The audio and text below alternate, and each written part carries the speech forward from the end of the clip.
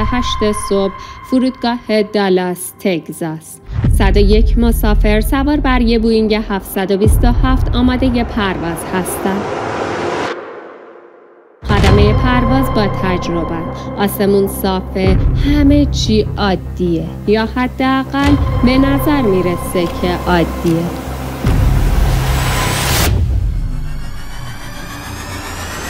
داخل کابین 3 نفر نشستن: کاپیتان، افسر اول و مهندس پرواز. همه خندون، آروم، در حال گپ زدن درباره حقوق، انتخابات و خاطرات پروازی. اما یه چیزی سر جاش نیست. یه چک لیست ناقص، یه قانون نادیده گرفته شده و یه اشتباه کوچیک که کسی هنوز نفهمیده چقدر میتونه مرگبار باشه.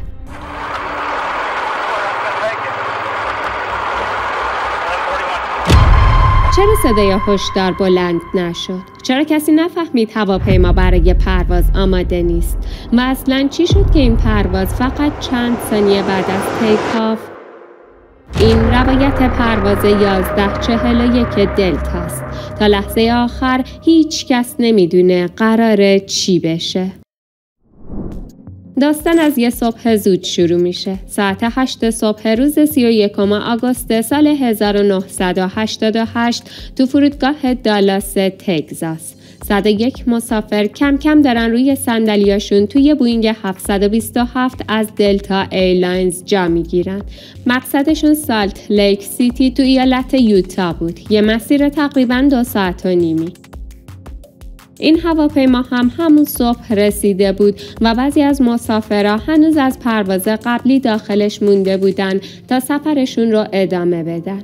هواپیما حدود 14 سال عمر داشت و ظاهراً به جز یه نمایشگر سوخت که کار نمی‌کرد چیز دیگه‌ای مشکلی نداشت. ولی هیچ کس نمیدونست که یه نقص پنهون دیگه هم توی این هواپیما وجود داشت. نقصی که وقتی پرواز شروع بشه میتونه دردسرای جدی درست کنه. داخل کابین خلبان 3 نفر حضور داشتن.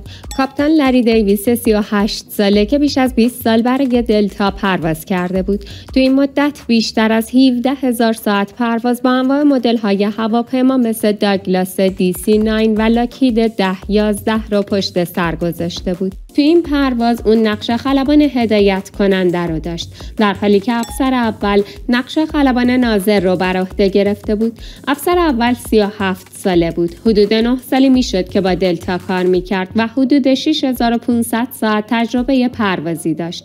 این 2 نفر کاملا با هم آشنا بودن و قبلا هم با هم پرواز کرده بودن. راحت و هماهنگ. نفر سوم هم مهندس پرواز بود که البته تازه کارتر بود و از کل سابقش حدود 600 ساعتش روی 727 گذشته بود.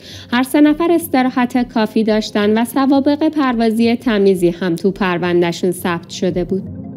وقتی هواپیما هنوز رو زمین بود، خلبان‌ها وضعیت آب و هوا تا مقصد یعنی سالت لیک سیتی را بررسی کردند. هوای داگلاس صاف و بدون دردسر بود و باد هم ملایم می‌وزید. همه چی نشون میداد قراره یه روز خوب برای پرواز باشه. تنها چیزی که گزارش شده بود این بود که توی اطراف فرودگاه یه مقدار پرنده دیده شده. همین. نزدیکای ساعت 8 صبح بود که پرواز 1141 دلتا از گیت عقب نشینی کرد. همون موقع که هواپیما داشت عقب میرفت، کاپیتان دیویس رو به همکاراش گفت اونا هم گفتن نه. بعدش هم صحبت ها رفت سمت حقوق و پسنداز و زندگی شخصی. حالا یه چیزی رو بدونیم. بعد از چند تا حادثه جدی تو دهه 70 یه قانون جدید توی همه هواپیماهای مسافربری دنیا اجرا شد به اسم قانون کابین استریل. طبق این قانون از لحظه‌ای که موتورها روشن میشن تا وقتی هواپیما به ارتفاع 10,000 پا برسه دیگه کسی نباید درباره هیچ چیز غیر پروازی صحبت کنه. هدفش هم روشنه. تمرکز کامل روی کارهای حیاتی مثل چک لیست ها.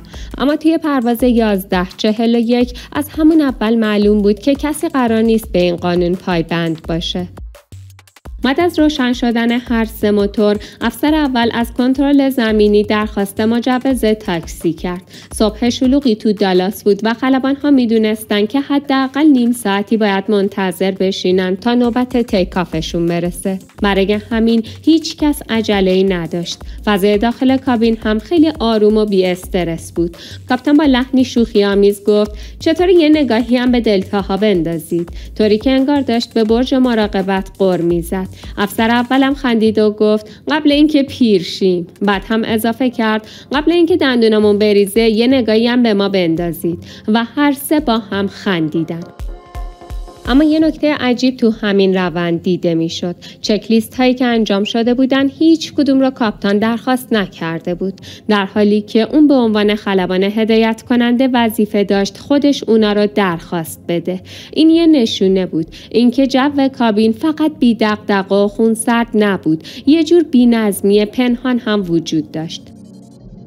جالبتر این که چند وقت قبل دلتا ایرلاینز به خاطر دقیقاً همین موضوع، یعنی نبود نظم و هماهنگی کافی بین خدمه توسط اداره هوانوردی فدرال FAA مورد بازرسی قرار گرفته بود. اونجا هم مشخص شده بود که خلبان‌ها هر کدوم به سبک خودشون کابین رو مدیریت میکنن بدون روال مشخص. توی این پرواز هم اینطوری شده بود. انگار مسئولیت نظم و هماهنگی بین هر سه نفر تقسیم شده بود. اما مشکل اینجاست: وقتی همه مسئولن، یعنی در واقع هیچ کس مسئول نیست. چون مسیر تاکسی کردن خیلی طولانی شده بود، کاپیتان تصمیم گرفت برای صرفه‌جویی تو مصرف سوخت موتور شماره 3، یعنی همون موتور سمت راست رو خاموش کنه. وقتی نوبتش برای تیکاف میرسید دوباره روشنش میکرد. این روش تو دلتا رایج بود و الانم خاموش کردن یه موتور حین تاکسی کردن چیز عجیب و غریبی نیست. بعد از اون مهندس پرواز یادآوری کرد که باید ادامه چک لیست تاکسی کردن رو انجام بدن، از جمله اینکه ارتفاع سنج‌ها تنظیم شده باشند، تثبیت کننده افقی برای تیکاف درست تنظیم شده باشه و چند تا مورد دیگه. البته این چک لیست به خودی خود طولانیه، ولی این بار از معمول هم بیشتر طول کشید، چون یه مهماندار اومد داخل کابین و شروع کرد به گپ زدن. کنجکاو بود بدون کی را میافتن و پرواز شروع میشه. در واقع ورود به کابین خلبان توی این مرحله ممنوعه، چون حتی اگه کاپیتان داره آروم تاکسی میکنه، این مرحله هنوز جزو لحظات حساس پروازه و باید قانون کابین استریل رعایت بشه. اما خب خلبان‌ها هنوز به همون عادت‌های قبل از این قانون پایبند بودن. مهماندارا هم همینطور. اون موقع اگه تأخیری پیش می اومد، ورود به کابین و خوشابش با خلبان‌هایی که خوب میشناختن چیز عادی بود. این مهماندار خاص حدود 30 سال کارمند دلتا بود. وقتی هواپیما داشت متر به متر توی یه مسیر تاکسی شلوغ و پر سر و صدا جلو میرفت، اون با افسر اول گرم صحبت شد. بحثشون از همه چی بود، از غذا و نوشیدنی گرفته تا انتخابات ریاست جمهوری آینده که مربوط به جورج دبلیو بوش بود. هر سه نفر توی بحث حضور داشتن، ولی گفتگو بیشتر بین افسر اول و خود مهماندار در جریان بود. کاپیتان همچون فکر می‌کرد این بخش از پرواز زیاد حساس نیست و داریم آروم تاکسی می‌کنیم، جلوی ادامه صحبت رو نگرفت. در همین حین مهندس پرواز هم که خیلی درگیر بحث نبود، تمرکزش رو گذاشته بود روی صفحه مانیتور و ابزارهای هواپیما. یکم بعدتر افسر اول با یه شوخی عجیبی گفت: Let's chat about flirting with the flight attendants. If we go down and they recover the CVR, might as well give them something entertaining to listen to. بعد با خنده گفت: باید یه چیزی برای شنیدن برای زن و بچه‌مون بذاریم. همه چی تو حالت شوخی و خنده بود و کاپیتان هم بحث و ادامه داد. شروع کرد درباره سقوط پرواز 191 امریکن ایرلاینز تو شیکاگو صحبت کرد و بعدم پرواز 191 دلتا که 3 سال پیش تو خود دالاس سقوط کرده بود. اما خب هیچ کدومشون نمیدونستن که شب درازه. حدود 10 دقیقه از وقتی میگذشت که مهماندار وارد کابین شده بود. همون موقع کاپیتان متوجه شد یه چیزی یادشون رفته. اونا هنوز فرکانس رادیو رو عوض نکرده بودن تا با کنترل زمینی بعدی تماس بگیرن و مسیر نهایی تاکسی تا باند رو بگیرن. کاپیتان پرسید: افسر اول که حواسش پرت شده بود گفت: آره ببخشید، داشتم با مهماندار صحبت می‌کردم. بعد از این افسر اول سری فرکانس ها عوض کرد و با برج تماس گرفت. چند لحظه بعد صحبت ها رفت سمت چیز دیگه‌ای، از جمله پرنده هایی که از پنجره دیده می شدن. اون لحظه نزدیکای ساعت 9 صبح بود و خدمه میدونستن که هواپیمای خودشون 4مین نوبت تو صف تیکافه. مهندس پرواز خودش دست به کار شد و یه اعلامیه داخل کابین پخش کرد. توش به مسافرها گفت که اونا 4مین هواپیما در صف پروازن و از مهماندارا خواست که کابینا برای پرواز آماده کنن. در واقع داشت کاری انجام میداد که وظیفه کاپیتان بود و همین باعث شد اون مهمانداری که هنوز تو کابین بود بالاخره بره و آماده های نهایی رو شروع کنه. بعد از این خلبان‌ها فرکانس رادیوشون رو روی برج مراقبت تنظیم کردن و موتور شماره 3 رو هم دوباره روشن کردن. حالا که تقریبا نوبتشون نزدیک بود، مهندس پرواز بالاخره برگشت سراغ همون چک لیست تاکسی که باید خیلی زودتر انجام میشد. افسر اول یه نگاهی انداخت و گفت: ابزارهای موتور نرمال کار میکنن، ضد یخ بسته است. احتمالاً تو ذهن خدمه این بود که حدود 5 تا 10 دقیقه دیگه نوبتشونه. به نظرشون هنوز وقت کافی هست تا هم این چک لیست رو کامل کنن، هم چک لیست قبل از تیکافو. بعد از حدود نیم ساعت انتظار، یه دفعه همه چی برای پرواز 11:41 سریع پیش رفت. درست تو همون لحظه کنترلر برج یه جای خالی دید و بهشون گفت که حرکت کنن و برن روی خط باند. این موضوع خدمه پرواز رو یکم غافلگیر کرد، چون هنوز چک لیستاشون کامل نشده بود و حالا مجبور بودن هر دوتا چک لیست، یعنی تاکسی و قبل از تیکاف رو تا قبل از رسیدن به باند تموم کنن. این دقیقاً همون جایی بود که کاپیتان میتونست به کنترلر بگه: ما هنوز آماده نیستیم، چند دقیقه زمان میخوایم. هر چند ممکن بود یکم خجالت آور یا بیمورد به نظر بیاد، مخصوصا با توجه به اینکه نیم ساعت روی زمینن، ولی واقعا لازم بود اینو میگفتن. با این حال خلبان‌ها هیچی نگفتن و بدون بحث دستور رو پذیرفتن. حالا که زمان تنگ شده بود، مهندس پرواز با عجله شروع کرد به مرور آیتم‌های آخر چک لیست تاکسی با افسر اول. کمربند شانه‌ای بسته است. وضعیت فلپ‌ها 15 درجه چراغ سبز. کنترل‌های پرواز بالا و پایین چک شدن. ابزارهای ناوبری تنظیم شدند. بعد سری رفتن سراغ چک لیست قبل از تیکاف و اونم با سرعت بالا مرور کردن. اما واقعیت این بود که بریفینگ تیکاف اصلاً انجام نشده بود. حداقل تو 30 دقیقه گذشته که خبری ازش نبود. این در حالی بود که وظیفه بریفینگ با کاپیتان بود. هدفش هم اینه که خدمه بدونن قراره چطور از زمین جدا بشن، چه موقع باید بلند شن، چه شرایطی دارن و اگه اتفاقی افتاد کی چی کار باید بکنه. ولی چون خلبان‌ها اونقدر از فرودگاه دالاس تیکاف کرده بودن و مسیر براشون آشنا بود، احتمالاً با خودشون گفتن بی خیال، نیازی نیست. اما بریفینگ تنها چیزی نبود که فراموش شده بود. یکی از بخش‌های مهم چک لیست اینه که موقعیت دسته فلپ و خود نشانگر فلپ بررسی بشه. یعنی مطمئن بشن که فلپ‌ها برای تیکاف درست تنظیم شدن. افسر اول هم ظاهراً مثل همیشه گفت فلپ‌ها روی 15 درجه‌ن و چراغ سبز هم روشنه. اما واقعیت این بود که اصلاً اینطور نبود. توی اون شلوغ پلوغی قبل از پرواز، افسر اول به جای اینکه واقعاً وضعیت فلپ رو با چشم چک کنه، از رو عادت ذهنی خودش جواب داد. همون چیزی که همیشه میگفت و گفت، از حفظ نه از رو. بدتر این که تغییراتی که دلتا توی دستورالعمل‌هاش داده بود باعث شد این اشتباه راحت ترم اتفاق بیفته. تا حدود 5 ماه قبل یه قانون مشخص وجود داشت. فلپ‌ها باید بلافاصله بعد از روشن کردن موتورها تنظیم می‌شدن. قانون واضحی بود و جایی برای فراموشی یا سلیقه عمل کردن نمیذاشت. اما شرکت اومده این قانون رو عوض کرد. به خلبانا گفت که هر زمانی بعد از ترک رمپ میتونن فلپ‌ها رو تنظیم کنن. خب این یعنی چی؟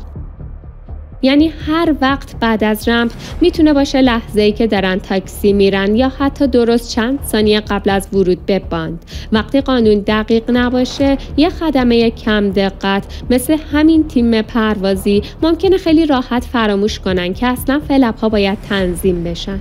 بدتر این که تو این رویه جدید اصلا مشخص نبود کدوم یکی از خلبانا مسئول چک کردن فلپ هاست. در نهایت پرواز 1141 روی باند 18 چپ دالاس قرار گرفت، آماده یه برخاست. اما حالا فقط یه چیز بین اونا و یه تیکاف محکوم به شکست ایستاده بود. قبل از اینکه بریم سراغ لحظه تیکاف، باید یه سوال ساده ولی مهم بپرسیم. اصلا چرا انقدر مهمه که فلپ‌ها قبل از تیکاف باز بشن؟ مگه یه اشتباه کوچیک تو تنظیم یه دسته واقعا میتونه اونقدر تو سرنوشت پرواز اثر بذاره؟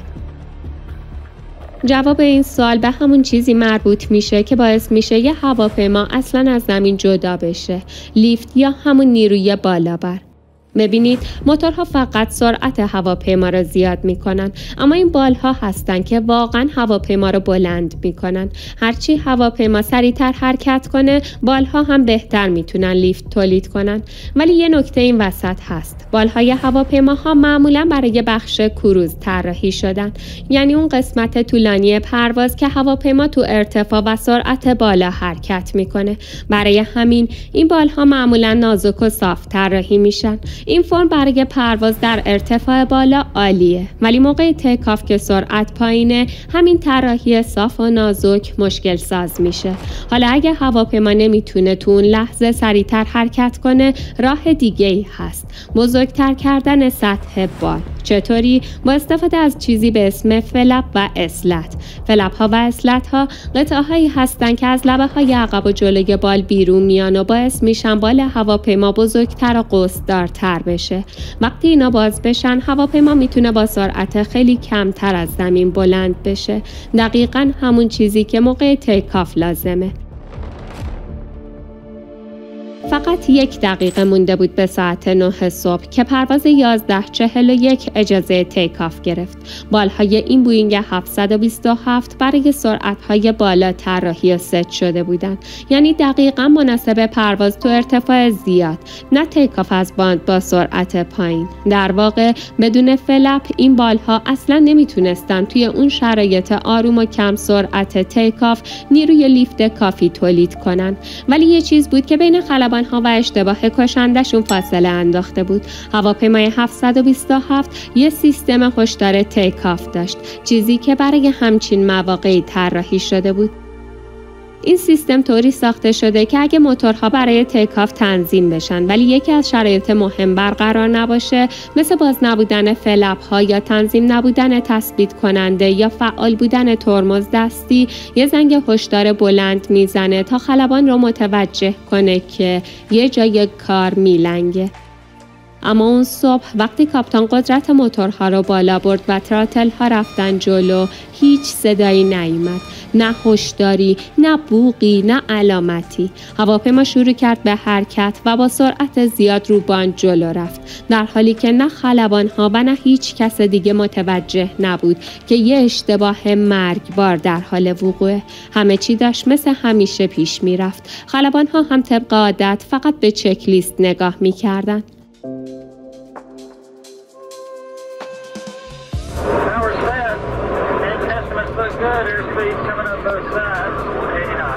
همزمان با شروع تیکاف، مهندس پرواز یه چیز عجیب دید.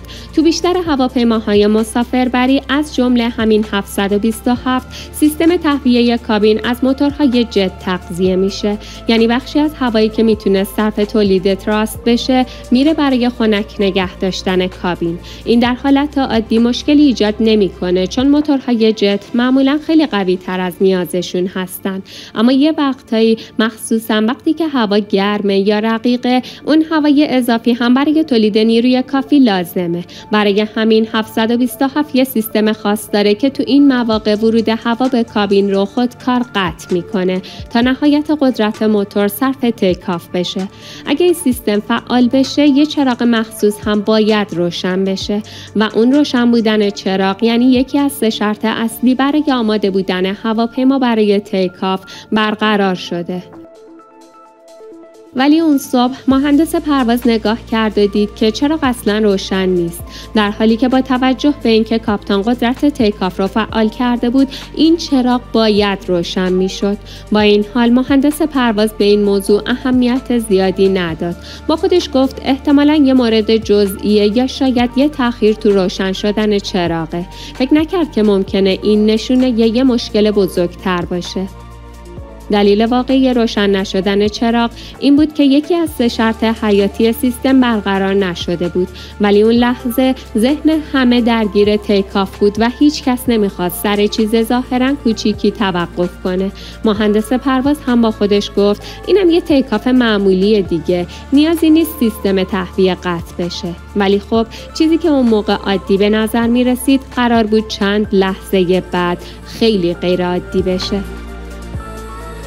وقتی هواپیما به سرعت VR رسید، همون سرعتی که توش بعد از زمین جدا بشه، کاپیتان ستون کنترل رو کشید عقب. دماغه هواپیما شروع کرد به بالا اومدن، ولی بقیه بدنه هواپیما ازش پیروی نکرد. دماغه بالا میرفت، اما چرخهای عقب همچنان رو زمین بودن.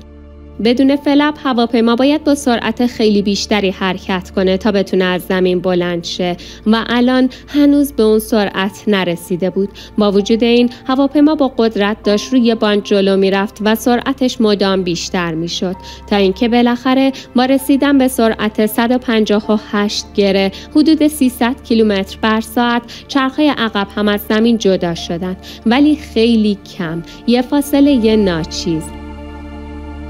دماغه الان حدود 10 درجه بالاتر از افق بود و همون موقع دم هواپیما به باند برخورد کرد. یه صدای مهیب و کلی جرقه، طوری که همه مسافرها و خدمه رو توی شوک فرو برد. هیچ کس نمیفهمید چی شده. استیک شیکرها، اون دسته هایی که برای هشدار استال تکون میخورن، شروع کردن به لرزیدن. یعنی هواپیما در آستانه استال آیرودینامیکی بود. خطر نزدیک بود. اگه دماغ پایین نیاد، هواپیما سقوط میکنه. اون لحظه بال راست کمی کمتر از بال چپ لیفت تولید کرد و این باعث شد هواپیما شروع کنه به انحراف به سمت راست. نوک بال راست به باند برخورد کرد و یه ردیف دیگه جرقه تو آسمون پاشید. کاپیتان که وحشت کرده بود تلاش کرد هواپیما رو بالا نگه داره. پس دوباره دماغه رو بیشتر بالا برد، اما با بالا رفتن بیش از حد دماغه زاویه ورود هوا به موتورها به هم خورد. هوا دیگه مستقیم و درست وارد موتورها نمیشد و این یعنی موتورها شروع کردن به پس زدن. افسر اول که دید قدرت موتور افت کرده، فوری فکر کرد که حتما یکی از موتورها خراب شده. تو ذهنش همه چی به هم ربط پیدا کرد. هواپیما نمیتونه اوج بگیره، داره نزدیک استال میشه، به یه طرف کج شده. خب لابد موتوراش دچار مشکل شدن. ولی واقعیت این بود که اصلا ماجرا به موتور ربطی نداشت. تا اون لحظه موتورها کاملا سالم بودن و داشتن درست کار میکردن. مشکل واقعی چی بود؟ اینکه فلپ‌ها اصلا باز نشده بودن، خیلی مرتب تمیز و جمع شده، همونطور داخل بال مونده بودن. اما تو اون لحظه بحرانی که باید سریع و درست تصمیم می‌گرفتن، ذهن خلبان‌ها قفل کرده بود روی یه چیز، مشکل از موتوره. و وقتی قانع شده بودن که تقصیر موتور است، دیگه راه برگشتی نداشتن. نمیتونستن بفهمن که اصل ماجرا از یه چیز دیگه است. نکته تلخ اینجاست. هنوزم میشد پرواز و نجات داد. کاپیتان فقط باید دماغه رو پایین می آورد، سرعت رو بیشتر می کرد و اجازه میداد هواپیما با همون نیروی لیفت محدود از زمین جدا شه. ولی اون برعکس هی دماغه رو بیشتر بالا برد و این یعنی داشت وضعیت رو بدتر و بدتر می کرد. هواپیما حالا فقط حدود 20 پا یعنی تقریباً 6 متر از باند فاصله داشت. بالها مدام از یه طرف به طرف دیگه تاب می‌خوردن. کاپیتان 2 دستی چسبیده بود به ستون کنترل و سعی می‌کرد بالها رو صاف نگه داره. اما جایی برای مانور نبود و درست همون لحظه خدمه با وحشت متوجه شدن که دارن مستقیم به سمت آنتن‌های 1000 فوتی انتهای باند میرن. حالا دیگه مشخص بود هیچ راه فراری باقی نمونده.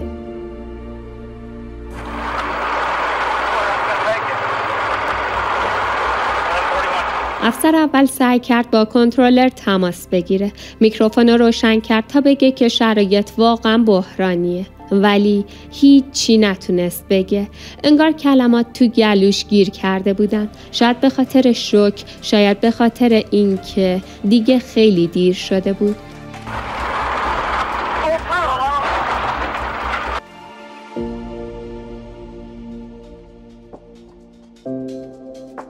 یه لحظه بعد همه چی تموم شد. قبل از اینکه کاپیتان بتونه واقعا تراتل ها رو کامل به جلو فشار بده، نوک بال راست هواپیما با آنتن آیلس انتهای باند برخورد کرد. آنتن مخزن سوخت بال راست رو پاره کرد و همون لحظه آتش فوران کرد.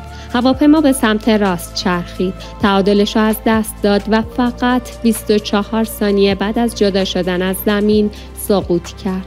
برخورد به زمین با شدت زیاد انجام شد و بدنه هواپیما شروع کرد به چرخیدن و جدا شدن اجزاش.